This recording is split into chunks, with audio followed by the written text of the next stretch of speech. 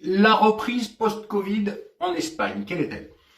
Eh bien, Businexport, qui est donc le partenaire des entreprises françaises qui veulent s'implanter en Espagne, ou des entreprises espagnoles, pour leurs aspects de commerce international, mais aussi de gestion sur place. Les entreprises nous consultent pour s'implanter en Espagne, ou pour monter une filiale, ou nous demandent de gérer la filiale pour eux, entre autres, ou de faire un bureau de représentation. Eh bien, pour vous expliquer un petit peu comment ça fonctionne au niveau des secteurs pendant le Covid et post-Covid. Pendant le Covid, on a eu l'ordre de se confiner pour tout ce qui n'était pas stratégique, donc tout ce qui n'était pas agroalimentaire et médical, grosso modo, donc tout ce qui n'avait pas trait à la sécurité. Donc on s'est confiné. Il y a eu deux éléments très distincts. Il y a eu ceux qui ont eu ordre de fermer, tels que les restaurants, les discothèques, les hôtels et autres. Et puis nous, on nous a dit, vous devez être confinés. Alors dans le cadre de Businexport, c'est pas si grave que ça, puisque comme on travaille à l'international, vous vous doutez bien qu'on va pas à New York quand notre client envoie de la marchandise à New York, on va pas à Pékin quand un client achète de la marchandise à Pékin. Donc on fait tout à distance, donc on a l'habitude du télétravail, et donc pour nous ça n'a absolument rien changé. Si ce n'est que ça a un impact économique, parce qu'il y avait beaucoup moins de demandes de la part des clients. Alors, comment ça s'est passé? Donc vous avez deux catégories d'entreprises, celles dont on a ordonné la fermeture et les autres qui ont fermé par voie de conséquence puisqu'il y avait du confinement. Et donc ceux qui ne peuvent pas faire de télétravail comme les maçons, enfin la construction, etc., le BTP, ils étaient par voie de conséquence, comme ils sont confinés, ils étaient à l'arrêt. Alors, à partir de ça, le gouvernement espagnol a eu vraiment une crainte, c'est celle de l'explosion sociale. Et donc, pour éviter l'explosion sociale, il a donné beaucoup d'aides, beaucoup de subventions aux uns et aux autres. Mais, comme toujours, dans un flou et dans une contradiction d'un texte à l'autre, ce qui fait qu'au départ, par exemple, quand vous demandiez une compensation par rapport à votre baisse d'activité, ce qui a été notre cas, par exemple, j'ai demandé une compensation donc à notre assureur, et là, ils nous disent, oui, mais on ne vous a pas demandé d'être fermé. Donc il a fallu que le gouvernement derrière refasse un texte en disant que effectivement c'était pas la fermeture qui comptait mais la baisse du chiffre d'affaires.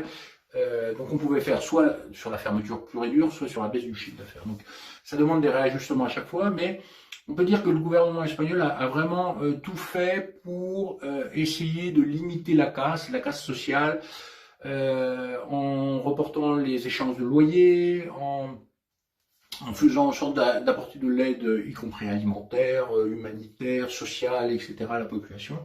Les grands perdants étant quand même les artisans, ce qu'on appelle les autonomos, pour lesquels le gouvernement n'a pas réellement bien fait son travail, je pense, et il a été obligé de, progressivement sous la pression, était obligé d'alléger les taxations, les charges, etc., qui continuent à courir alors que les artisans étaient obligés d'être fermés. Donc, par rapport à ça, il y a eu un petit peu de rétropédalage et un petit peu de confusion, mais ça fonctionne. Malgré tout, ça fonctionne. Concernant la reprise post-Covid-19, quels sont les secteurs qui fonctionnent bien et quels sont ceux qui ont souffert? Alors, ensuite, pendant le Covid, les entreprises, il y a des entreprises dont le chiffre d'affaires a explosé. Toutes les entreprises qui faisaient ce qu'on appelle du e-commerce, de la vente à distance, et surtout les entreprises qui faisaient ce qu'on appelle les repartidores, et ceux qui faisaient de la livraison à domicile, ceux-là, ils ont vu leur chiffre d'affaires absolument exploser.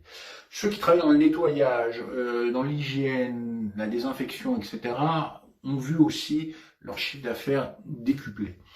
Le secteur médical, bien entendu, a aussi explosé. Il y a comme ça un certain nombre de secteurs qui ont, bien entendu, cru. La problématique pour l'Espagne, elle est où? Elle est que pendant ce temps-là, il y a eu d'autres entreprises, d'autres secteurs qui ont vraiment souffert. En premier lieu de tous, le secteur du tourisme, hôtellerie, restauration. Et pour vous donner une idée, l'Espagne, le PIB de l'Espagne dépend à 12% du tourisme. Donc le tourisme représente 12% du PIB espagnol. Mais dans certaines régions, notamment les régions côtières comme la nôtre méditerranéenne, ça peut représenter plus de 20% du PIB. Donc c'est le secteur stratégique s'il en est. À partir de là, il est touché. À partir de là, on s'interroge de savoir si oui ou non les touristes, surtout les touristes étrangers qui ont plus de pouvoir d'achat, vont revenir en Espagne, oui ou non. Et là, les dernières informations sont plutôt négatives. Prolongement de cette espèce d'état de confinement, déconfinement progressif. Et surtout, il y a cette histoire de quatorzaine, donc une sorte de quarantaine pendant 14 jours. Si vous êtes français et que vous essayez de venir en Espagne, on vous impose une quatorzaine. Alors, quatorzaine comment? À partir de quelle date? À partir d'où? Et vous êtes où pendant ces 14 jours? Pas vraiment de sens non plus. Et bien entendu, le gouvernement français a répliqué en imposant une quatorzaine aux Espagnols, aux gens dans l'Espagne. Donc ça ne va pas améliorer le tourisme et ça ne va pas faire venir les touristes étrangers. À partir de quoi l'hôtellerie-restauration se sent très très mal. Et dans d'autres vidéos, si vous allez sur notre chaîne YouTube et vous tapez Olivier Mouradian, vous allez voir toutes les vidéos qu'on a fait là-dessus. Et dans une vidéo qu'on faisait avec la radio Equinox sur Barcelone, on expliquait, je disais que j'avais autour de chez moi, sur donc, le front de mer, on avait à peu près 12 cafés, restaurants. Et je disais que dessus, je pensais qu'il y en aurait 1 ou 2, voire 3 maximum qui ne rouvriraient pas. Eh bien, lundi, date du déconfinement, il n'y en a eu que 2 qui ont rouvert. Donc, ça veut dire qu'il y en a 10 qui sont restés fermés. Et alors, pourquoi ils sont restés fermés? Eh bien, ils sont restés fermés face à l'incertitude. Et ils se sont dit, qu'est-ce qu'on fait? Pendant que nous sommes fermés, nos salariés sont pris en chômage technique, chômage partiel, donc c'est l'État qui paye. Pendant ce temps-là, je ne paye pas mes charges, je ne paye pas mes loyers, tout est gelé. Donc, il y a beaucoup de patrons de restaurants, d'hôtels qui se disent, finalement, c'est plus intéressant pour moi, face à l'incertitude, de rester fermé plutôt que d'ouvrir. A contrario, les 2 qui ont ouvert, ils sont pleins à ras-bord. Donc, ils travaillent comme jamais ils ont travaillé. Ce qui est aussi je dirais, une morale de l'histoire, c'est que ceux qui dorment ou ceux qui n'avancent pas régressent, alors que ceux qui sont plus actifs gagnent des parts de marché. Et donc les gens qui s'habituent à aller dans ces restaurants-là, ils vont continuer d'y aller, même s'ils n'étaient pas clients auparavant. Donc ceux qui sont ouverts en ce moment, ils travaillent, mais c'est une véritable folie pour eux, c'est inespéré. Ceux qui sont fermés, pendant ce temps-là, tout est congelé. Peut-il y avoir un effet domino? Comment réagir? Et que doit-on faire? Alors, il faut savoir que, bien entendu, le tourisme, c'est 20% du PIB dans certaines régions, 12% au niveau national, mais ça a aussi des implications sur les autres secteurs d'activité. Parce que l'hôtellerie-restauration, qu'est-ce que ça fait? Ça consomme de l'agroalimentaire. Par exemple, il faut nourrir les gens, il faut leur donner à boire. Il faut les hôtels en fin de saison renouvellent les draps, les serviettes, font des réparations, repeignent, etc. La maintenance, la petite maintenance, etc. Ou se remodernisent ou autre. Bien, tout ça, ça n'aura pas lieu si un certain nombre d'entre eux restent fermés. Donc ça va atteindre les autres secteurs. Un autre secteur qui risque d'être gravement touché, c'est celui de l'immobilier. Aujourd'hui, vous avez plein de gens qui, en Espagne particulièrement, qui ont fait des investissements en achetant à crédit des biens immobiliers pour les louer aux touristes. Si vous êtes sur Barcelone, c'est une rente financière. Donc, beaucoup de gens les louent à travers Airbnb ou autres plateformes et se font quasiment un 2e salaire grâce à ça.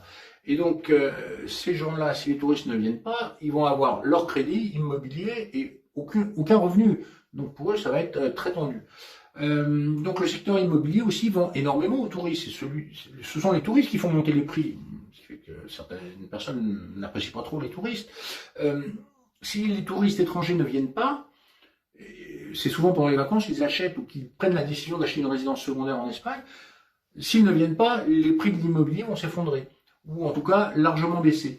Et donc, par ricochet, ça va toucher l'immobilier. Si ça touche l'immobilier, ça va toucher la construction, etc. Donc, il y a des effets ricochets dont on n'a pas tout à fait aujourd'hui la mesure.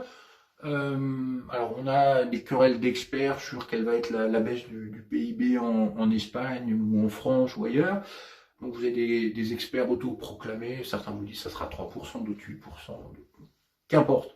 1% de PIB en moins, c'est centaines de milliers d'emplois en moins. Donc, il faut prendre la conscience et la notion de ce qui va arriver et surtout se préparer. Et c'est ce que je dis à tout le monde. Mes conseils, c'est premièrement, préparez-vous à trouver de nouveaux clients parce que certains de vos clients risquent de disparaître. Donc préparez-vous dès aujourd'hui à prospecter de nouveaux clients pour pouvoir faire face à la demande. Deuxièmement, préparez-vous aussi à trouver de nouveaux fournisseurs. Certains fournisseurs vont disparaître parce qu'ils sont trop fragiles, leur situation est trop difficile et ils ne pourront pas tenir les chocs à la fois du Covid et du post-Covid, s'il y a une baisse, un ralentissement de l'activité. Donc, préparez-vous à trouver des clients, préparez-vous à trouver de nouveaux fournisseurs et surtout, élargissez la palette des pays sur lesquels vous travaillez. Vous ne pouvez plus vous contenter de travailler sur un ou deux pays international, alors encore moins de rester au niveau national ou local, ça c'est quasiment du suicide.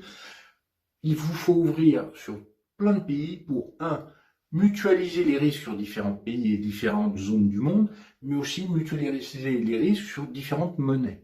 Donc voilà mon conseil. Donc ne restez pas les deux pieds dans le même sabot, et comme dit ce fameux proverbe arménien, un homme averti en vaut 2, un homme préparé en vaut 4, un homme averti et préparé en vaut 8. Voilà, ce sera ma conclusion. Merci, au revoir.